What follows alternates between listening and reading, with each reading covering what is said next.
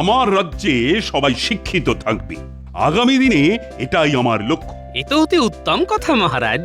শিক্ষা না থাকলে মানুষের কিছুই থাকে না মহারাজ। যেমন গোপালের কিছুই নেই। একদম ঠিক বলেছেন মন্ত্রী মশাই। আমার সত্যি এই মুখটুকু ছাড়া আর কিছুই নেই। আপনাদের কত কি আছে, শিক্ষা আছে, সম্মান আছে। শিক্ষা নেই বলে আমার মনে কষ্ট আছে। তাই আমার চোখে শিক্ষিত মানুষ পড়লে তাকে খুব সম্মান করতে ইচ্ছে করে। একটু ভুল খেলে ফেললুম। আচ্ছা গোপাল, আমার মন্ত্রী সম্পর্কে তোমার কি ধারণা? থাক না মহারাজ, আমার মূল্যায়ন গোপালের মুখ থেকে শুনে আর কি করবেন? ওই কথায় আছে না, রতনে রতন চেনে, শুয়োরে চেনে কচুবন। আমার কাছে কচুবন মহারাজ, মানে মন্ত্রী মশাইয়ের কথা অনুযায়ী আমি হলে উনি কচুবন। গোপালের সাথে কথায় পেরে ওঠা মহা কঠিন কাজ, কি বলো সভাকবি? যথার্থ বলেছেন মহারাজ, গোপালের মুখে সরস্বতীর রাজ। পণ্ডিত, ভালো করে শিক্ষিত মানুষ তৈরি করুন, আমি আরো বিদ্যালয় প্রতিষ্ঠা করব। দান ছত্র করে করে রাজকোষাগার শূন্য, তার উপর আবার নতুন বিদ্যালয়ের পরিকল্পনা। সবাই চলে যাক, তারপর আমি বোমাটা ফাটাবো। তাহলে আজকের মতো সভা সাঙ্গ হলো, কাল থেকে বিদ্যালয়ের জন্য জায়গা দেখা শুরু হবে। জয় মহারাজ কৃষ্ণচন্দ্রের জয়। কি হলো, কিছু বলবে নাকি মন্ত্রী? মহারাজ, রাজকোষ শূন্য হতে চলেছে। এই মুহূর্তে আমাদের হিসেব করে চলতে হবে। বলো কি, সত্যি নাকি? সত্যি মহারাজ।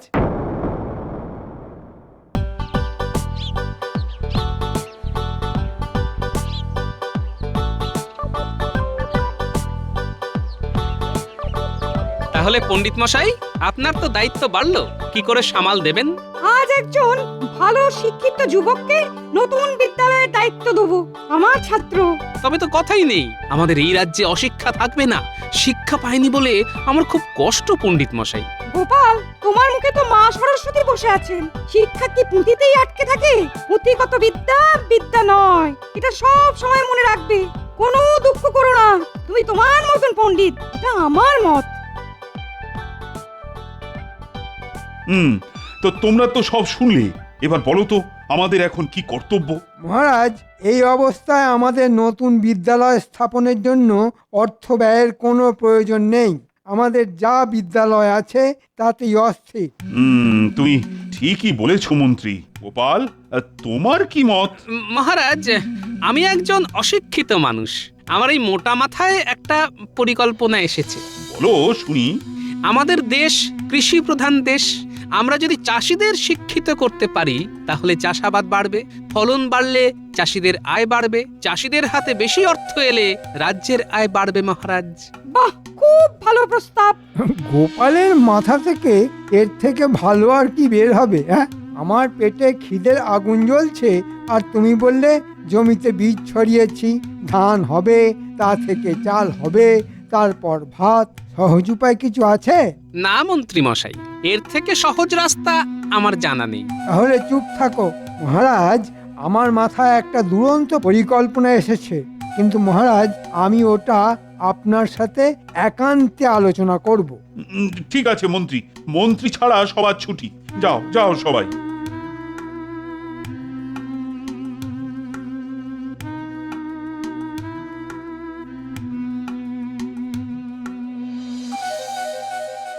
বলো। মহারাজ, রাজ অনুগ্রহে আর কিছুই হবে না।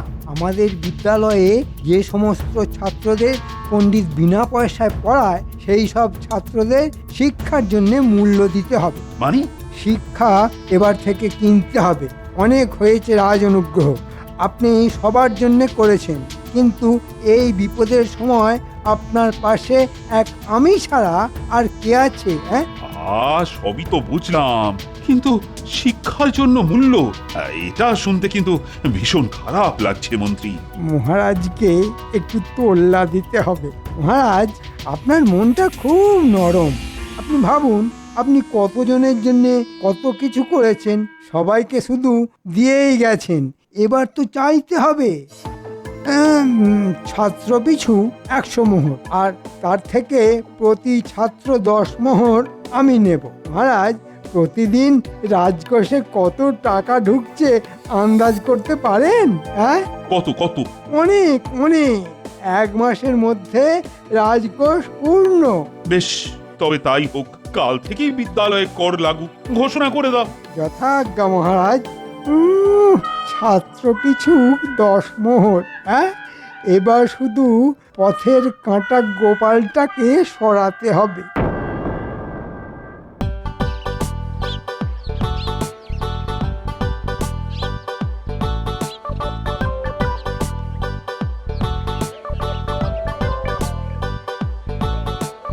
খুব যে খেলছিস, তা তোদের পরীক্ষা কবে?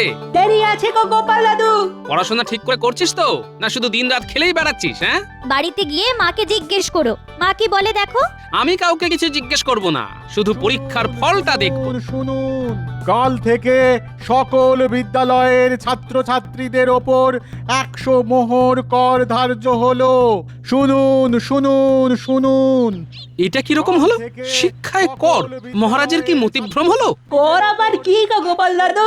এখন ঠিক বোঝাবার মতো অবস্থা নেই রে। আমাকে এক্ষুনি মহারাজের কাছে যেতে হবে।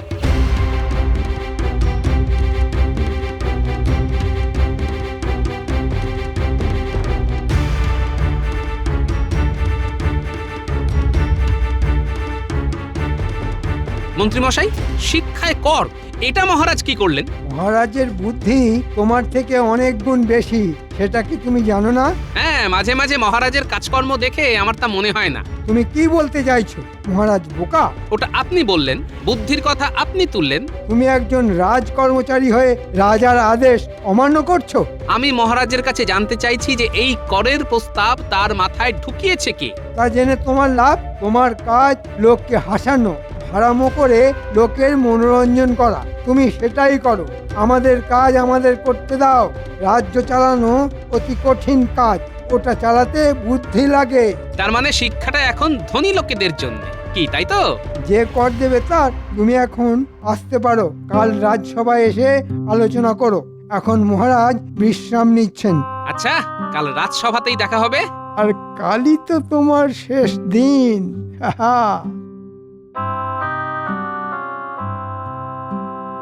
মহারাজ, আমার একটা প্রশ্ন আছে। প্রশ্ন বলো শুনি। এখন থেকে বিদ্যালয়ে পড়তে গেলে 100টা মোহর কর দিতে হবে? হ্যাঁ গোপাল, আসলে রাজকোষের অবস্থা তো খুবই সঙ্গীন। তাই রাজকোষে অর্থ না এলে উন্নয়ন যে থমকে যাবে। আমি মানলাম মহারাজ, রাজ্যের উন্নতির জন্য অর্থের প্রয়োজন, কিন্তু প্রাথমিক শিক্ষাটুকুর জন্য কর, এটা মানা যাচ্ছে না মহারাজ। তোমার মানা না মানাতে কিছু যায় আসে না। মহারাজ আদেশ দিয়েছেন এবং আমাদের সবাইকে মানতে হবে। মহারাজ, আমি করজোড়ে অনুরোধ করছি, এই আদেশ আপনি প্রত্যাহার করুন, না হলে রাজ্যে অশান্তি দেখা দেবে মহারাজ। গোপাল কি হুমকি দিচ্ছে? গোপাল, তুমি কি হুমকি দিচ্ছ? গোপাল, তুমি মহারাজের আদেশ না মেনে অত্যন্ত অন্যায় করছো। মন্ত্রীমশাই, আপনার ন্যায় অন্যায় নিয়ে আপনি থাকুন।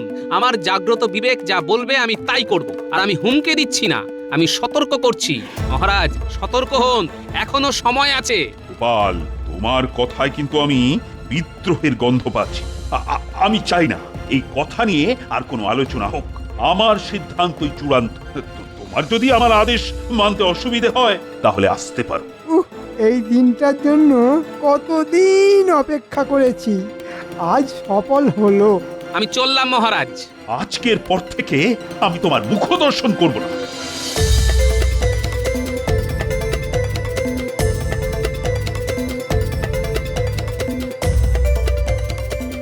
গোপাল দাদা, ন্যাপলা গুলটে পুটিদের আজ পাঠশালা থেকে ফিরিয়ে দিয়েছে 100 মোহর দিতে পারেনি বলে। মহারাজের এই কেমন সিদ্ধান্ত? চাষির ছেলে কি চাষিই থাকবে? মহারাজের মতিভ্রম হয়েছে। তুমি কিছু করো গোপাল দাদা। দেখছি আঙুলটা বেঁকাতেই হবে। মহারাজকে ছোট হতে দেব না।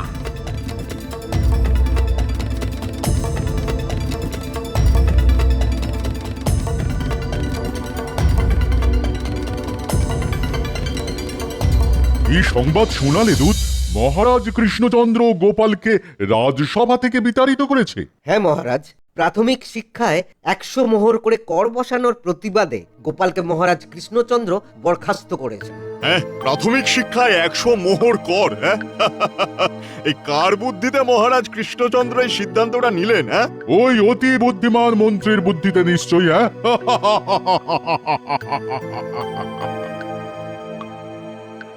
বিজ্ঞানী, একটা কিছু উপায় বার করুন, গরিব চাষির ছেলে মেয়েগুলো যাতে পড়তে পারে।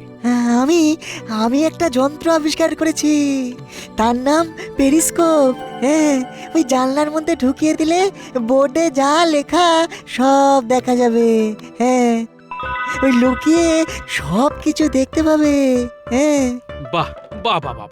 এই পেরিস্কোপ গুলটে ন্যাপলা পুঁচকেদের দিলে লেখাপড়াটা করতে পারবে। আমার অনেকগুলো পেরিস্কোপ লাগবে। রাজ্যে তো গরিবের সংখ্যা অনেক, সব গরিব যাতে করে লুকিয়ে পড়াশোনা করতে পারে তার ব্যবস্থা করতে হবে। আমি তোমার সাথে সব সময় আছি গোপাল।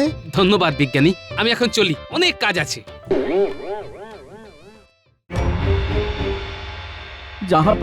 জাহাপানা লোক মুখে খবর পেলাম যে মহারাজা কৃষ্ণচন্দ্র শিক্ষার উপর নাকি ছাত্র প্রতি 100 মোহর কর ধার্য করেছে। শিক্ষায় কর? তোবা তোবা, কৃষ্ণচন্দ্র কি মাথা খারাপ হয়েছে? আরো খবর আছে, মহারাজা কৃষ্ণচন্দ্রের এই সিদ্ধান্তকে না মানার জন্যে মহারাজা কৃষ্ণচন্দ্র গোপালকে নাকি রাজসভা থেকে বহিষ্কার করেছে। তার মানে রাজসভায় গোপাল নেই, আর রাজকোষাগারেও অর্থ নেই।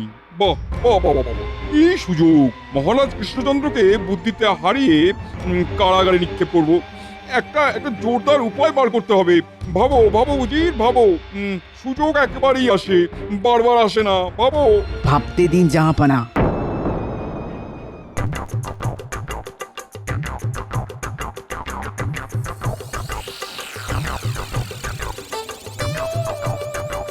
পেরিস্কোপটা দিয়ে ঠিকঠাক পড়তে পারছিস তো গুলটে? হ্যাঁ গো গোপাল দাদু, এই দেখো না, পণ্ডিত মশাই যা যা লিখছেন তা সবটা খাতায় লিখছি।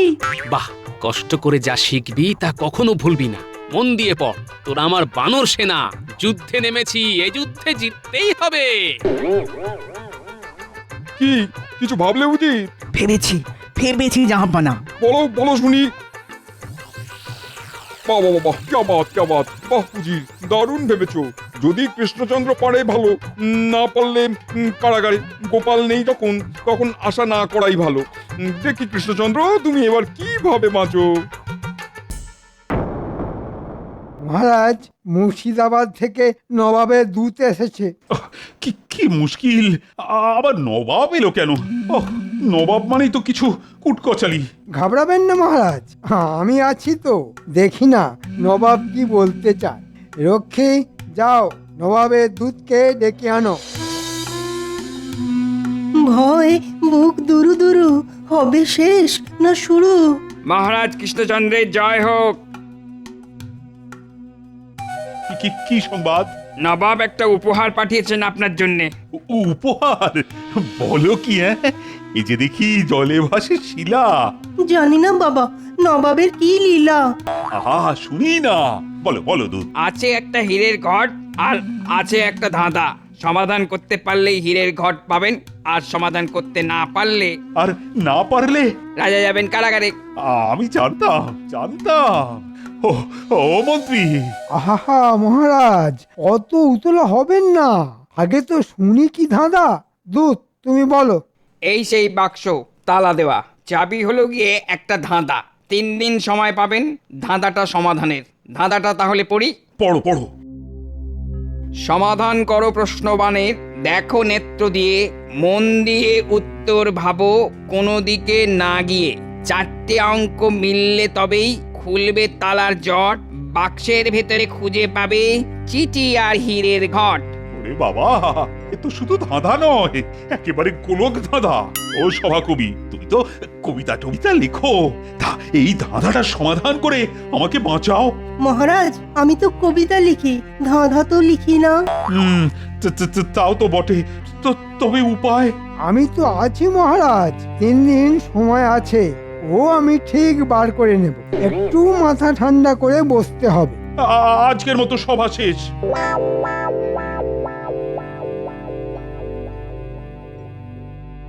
মহারাজ, আপনাকে চিন্তিত দেখছি। কোনো সংকট এসেছে? হ্যাঁ রানী, আজ নবাবের দূত এসে একটা ধাঁধা সমাধানের জন্য দিয়ে গেছে। বলেছে সমাধান করলে হীরের ঘট পাবো, আর না পারলে কারাগারে যাব। শক্ত ধাঁধা। ও, রাজসভায় কেউ পারেনি। কেন গোপাল? গোপাল পারেনি? হ্যাঁ, মানে তোমাকে তো অনেক কিছু বলা হয়নি। মানে গোপালকে আমি বরখাস্ত করেছি। সর্বনাশ! সে কি? কেন? সে অনেক কথা, এখন এ কথা বলার মতো মনের অবস্থা আমার নেই। সে আপনি যাই করুন, আমার মনে হয় এই বিপদ থেকে আপনাকে উদ্ধার করতে পারে একমাত্র গোপাল।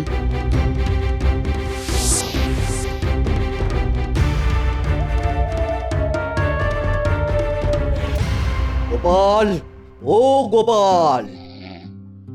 এই ওগো, ওগো শুনছো? রাজার পেয়াদা তোমাকে ডাকছে। আমায় আবার ডাকাডাকি কেন? আমি তো নেই। হ্যাঁ? নেই মানে? জল জ্যান্ত আছো? আমি তো আছি, কিন্তু মহারাজের কাছে তো নেই। মহারাজ তো আমাকে বরখাস্ত করেছেন। সে তুমি যাই বলো, মহারাজ তোমাকে ভালোবাসেন। আবার ঠেকায় পড়েছেন, তাই এত ডাক। যাচ্ছি যাচ্ছি।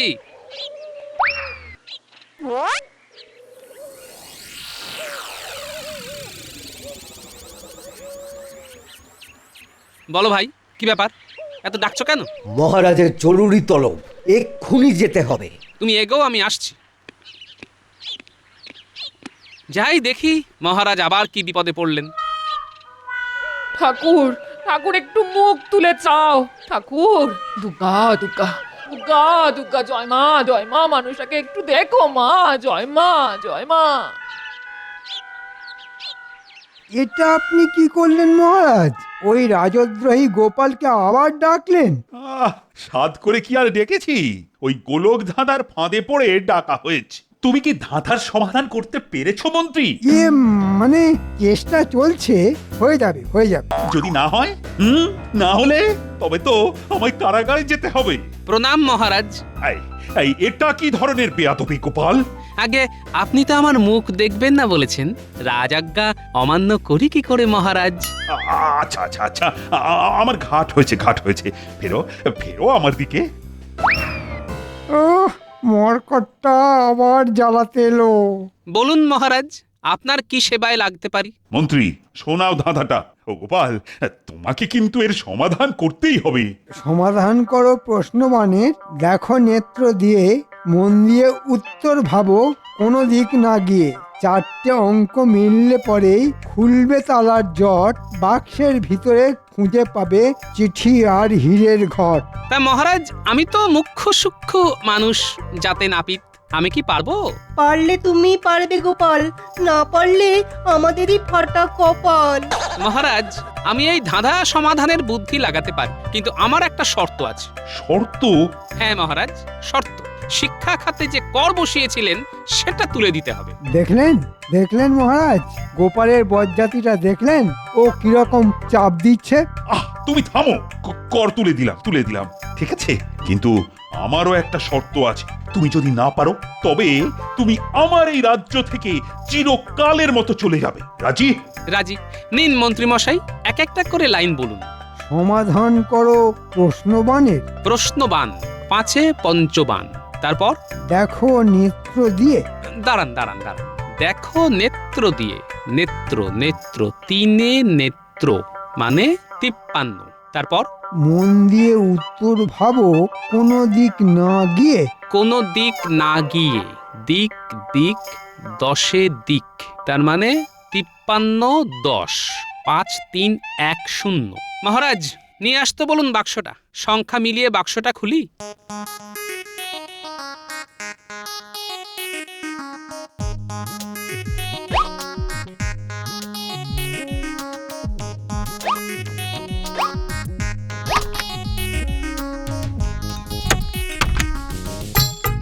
সাবাস গোপাল, সাবাস। আমি জানতাম পারলে তুমি পারবে। জয় জয় জয় হে গোপাল বাহাদুর, তুমি বিনা কিভাবে হবে লজ্জা দূর। কি বলেছিলাম গোপাল? তুমি মহাপণ্ডিত, পুঁথিগত বিদ্যাটাই সব নয়। আমি আমি তোমার পাণ্ডিত্যকে প্রণাম করি। পণ্ডিত মশাই, আমাকে এভাবে বলবেন না। আমি খুব লজ্জা পাই। আমি যা কিছু করি আপনাদের থেকে শুনে দেখে শিখে করি। মহারাজ, আমার কাজ শেষ, এবার আমাকে বিদায় দিন। আর এই নবাব বাহাদুরের চিঠিটা কাউকে দিয়ে পড়িয়ে নিন। মন্ত্রী মশাই, এটা নবাবের চিঠি, একটু পড়ে শোনান না মহারাজকে। আমি তো মুখ্য সূক্ষ্ম মানুষ, কি পড়তে কি পড়বো। পড়ো পড়ো মন্ত্রী, শুনি নবাব বাহাদুর চিঠিতে কি লিখেছেন।